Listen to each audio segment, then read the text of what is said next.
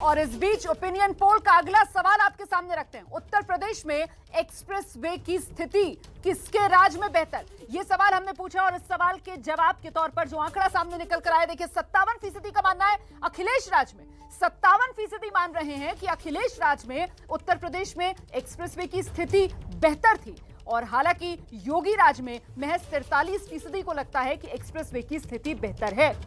नहीं भूलना चाहिए हमें किस तरीके से इन्हीं एक्सप्रेसवे के जरिए विकास को रफ्तार देते हुए एक वोटों की राजनीति की जो बात कही जा रही थी सत्ताधारी पार्टी से, लेकिन ये ओपिनियन पोल का आंकड़ा। और अगला सवाल आपके सामने, कृषि कानून वापसी से क्या बीजेपी को फायदा या बीजेपी को नुकसान, यह अगला सवाल। और इसके जवाब के तौर पर आप देख सकते हैं 61% को लगता है कृषि कानून वापसी से बीजेपी को फायदा होगा।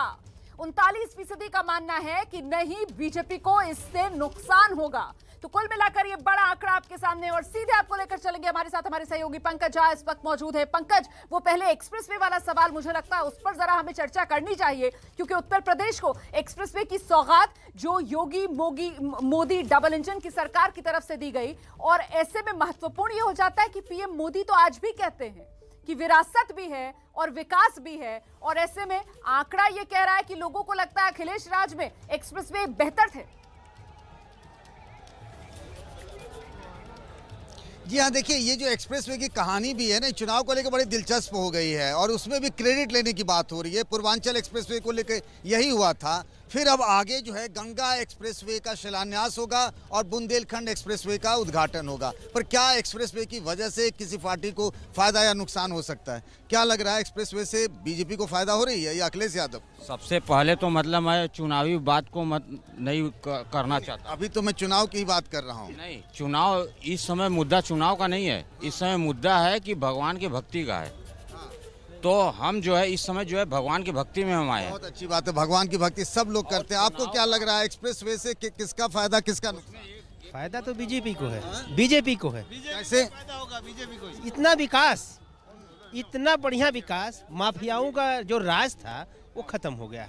सबसे पहले बात ये है कि हम उनको नमन इसलिए करते हैं कि वो जो ऐसा पुत्र पैदा किया उस माँ को।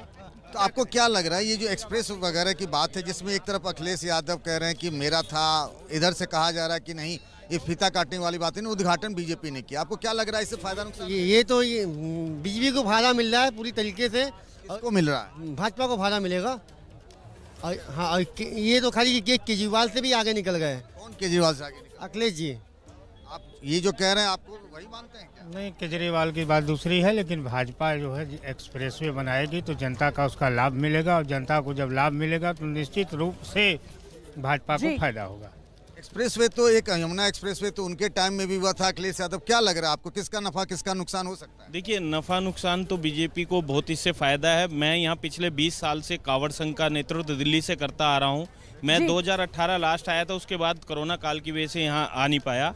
तो मैं जब आज आके भव्य कॉरिडोर देखा है, कह रहे हैं कि बीजेपी को फायदा है मोटे तौर पे, अधिकतर लोगों की यही राय है। कुछ लोग कहते हैं भक्ति का माहौल है तो भक्ति की बात करें, पर भक्ति के पीछे भी एक टाइमिंग को लेकर बात है, उसके पीछे भी राजनीति की शक्ति तो होती है। रोमाना, बिल्कुल, आप रहिए मेरे साथ, मैं लौटूंगी आपके पास। फिलहाल काशी नगरी पूरी तरीके से योगीमय और मोदीमय नजर आ रही है हमें, पंकज झा। इस बीच तस्वीरें भी हम दर्शकों को दिखा रहे हैं। ये वही स्थल जहां पर गंगा आरती होगी, ये दशाश्वमेध घाट की तस्वीर आप देख रहे हैं, और ये देख सकते हैं आप क्रूज पर सवार प्रधानमंत्री नरेंद्र मोदी उसी ओर आगे बढ़ते हुए, और उनके साथ बीजेपी शासित राज्यों के मुख्यमंत्री भी इसी में सवार हैं। मतलब उत्तर प्रदेश के मुख्यमंत्री योगी आदित्यनाथ भी इसी क्रूज में प्रधानमंत्री नरेंद्र मोदी के साथ सवार हैं। और ये आप आम लोगों की भीड़ भी यहां पर देख रहे हैं गंगा आरती में शामिल होने के लिए, और साथ ही साथ प्रधानमंत्री नरेंद्र मोदी की एक झलक पाने के लिए लोगों में ये उत्सुकता। ये सीधी तस्वीरें हम आपको दिखा रहे हैं। इस बीच सीधे आपको लिए चलते हैं जरा लखनऊ। अजय दुबे हमारे साथ मौजूद हैं। अजय, इस सब के बीच बड़ा सवाल यही कि लखनऊ में आज जब काशी का जीर्णोद्धार हो रहा है करीब 250 साल बाद, और काशी के शिल्पकार के तौर पर प्रधानमंत्री नरेंद्र मोदी उभर कर सामने आ रहे हैं, तो लखनऊ के मन में क्या है? निश्चित ही लखनऊ के मन में क्या है, बात लगातार सुबह से इसी विषय पे हो रही है। काशी में जो तस्वीरें निकल के आई हैं, अद्भुत एक जो ऐतिहासिक शहर है, सनातन संस्कृति का पुरातन शहर, उस शहर को लेकर लखनऊ के लोग भी बात कर रहे हैं। लखनऊ के लोग साथ में मौजूद हैं और वो राजनेता भी मौजूद हैं जो इसको लेकर आरोप प्रत्यारोप कर रहे हैं। पहले लखनऊ के लोगों के पास चलते हैं। शानदार तस्वीरें अंकल जी आ रही है बनारस से, देखिए आपने कैसी लग रही है तस्वीरें? बहुत अच्छी तस्वीरें हैं। मोदी जी ने जितना कार्य इस वर्षों में किया है उनका बहुत बहुत धन्यवाद। और हम चाहते हैं अगली बार फिर मोदी जी बहुमत में आए, योगी जी बहुमत में आए। हर हर। तस्वीरें कैसी जो आज कैसी लगी तस्वीरें? बनारस की तस्वीरें इतनी भव्य हैं जिसका कोई भी जवाब नहीं है। और आज तक जैसा कि बनारस की पब्लिक भी कह रही है और हम लोग भी सब लोग देख रहे हैं कि इतने सालों में कभी भी बनारस में उत्साह बहुत है लोगों में। वो तस्वीरें कैसी थी? लखनऊ में बैठ के टीवी में देखे हैं, बनारस बदला हुआ दिख रहा है। अद्भुत, अविश्वसनीय, जिसकी लोगों ने कल्पना नहीं की थी आज वो हो गया।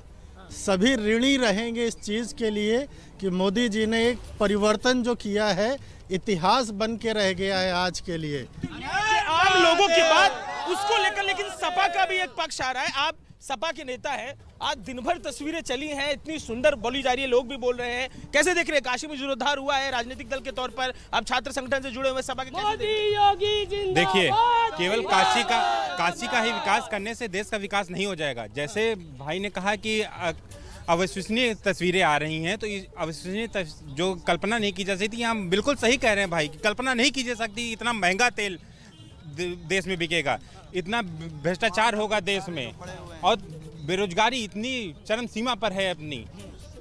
विश्वास नहीं कर सकता पब्लिक, नहीं विश्वास है कि जो उन्होंने वादा किया था 2 करोड़ रोजगार देने का, वो रोजगार नहीं दे पाई है सरकार। आप बार-बार मंदिर पे लेके आते हैं, लेकिन इस बात में मुद्दा ये भी उठा रहे महंगाई। बिल्कुल देखिए, मैं एक चीज इनको एक आंकड़े देना चाह रहा था। मैं जैसे आपने बोला अभी महंगाई का मुद्दा आपने उठाया, और आप मुझे बताइए जब अखिलेश लगातार ये जो सियासी गर्मी है, सियासी आर पार है, वो तो यूं ही चलता रहेगा।